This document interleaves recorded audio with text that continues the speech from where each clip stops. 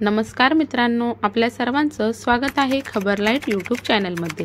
मित्रांनो, राज्यातील सर्व शेतकऱ्यांसाठी एक महत्त्वाची बातमी आहे।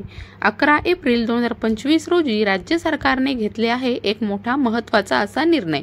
आता शेतकऱ्यांना शासकीय कृषी योजनांचा लाभ मिळवण्यासाठी फार्मर आयडी हा अनिवार्य असणार आहे।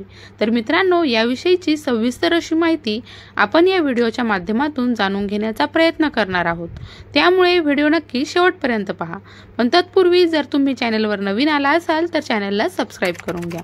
मित्रांनो, 11 एप्रिल 2025 रोजी महाराष्ट्र शासनाने एक महत्त्वाचा असा निर्णय घेतला। आता ॲग्रिस्टॅक अंतर्गत तयार करण्यात आलेले फार्मर आयडी असलेले शेतकरीच कृषी विभागाच्या सर्व योजनांचा लाभ घेऊ शकणार आहेत। हा निर्णय येत्या 15 एप्रिल 2025 पासून लागू होणार आहे।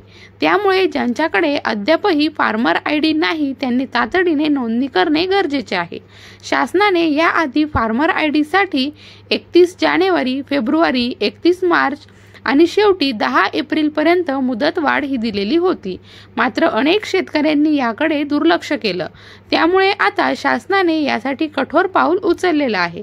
जसे आधार क्रमांकाशिवाय सरकारी योजनेचा लाभ मिळत नाही, तसंच आता कृषी योजनांसाठी देखील फार्मर आयडी क्रमांक हा अनिवार्य करण्यात आलेला आहे। महाडीबीटी पोर्टलवर अर्ज करताना फार्मर आयडी भरावा लागणार आहे। त्यामुळे आता योजनेचा लाभ घेण्यासाठी हे ओळखपत्र असणं अत्यंत आवश्यक आहे।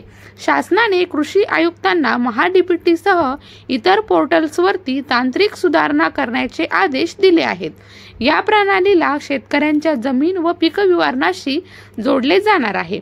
आता प्रश्न असा आहे, जर तुमच्याकडे अजूनही फार्मर आयडी नसेल तर काय कराल?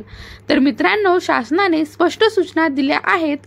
ज्या शेतकऱ्यांनी अजून नोंदणी केलेली नाही त्यांनी तातडीने ग्राम कृषी विकास समिती, CSC केंद्र किंवा स्थानिक यंत्रणांच्या मदतीने फार्मर आयडी तयार करून घ्यावा।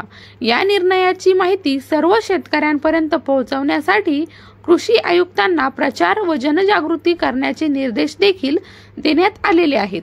म्हणूनच शेतकरी मित्रांनो, जर तुम्हाला PM किसान, बियाणे अनुदान, अवजार योजना अशा सरकारी योजनांचा लाभ घ्यायचा असेल तर फार्मर आयडी तातडीने तयार करून घ्या।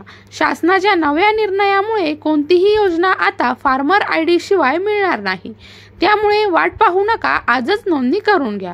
तुम्हाला ही माहिती उपयुक्त वाटली असेल तर व्हिडिओला लाईक करा, शेअर करा आणि अशाच महत्त्वाच्या कृषी विषयक अपडेटसाठी आपल्या यूट्यूब चॅनलला सबस्क्राइब करायला विसरू नका। धन्यवाद।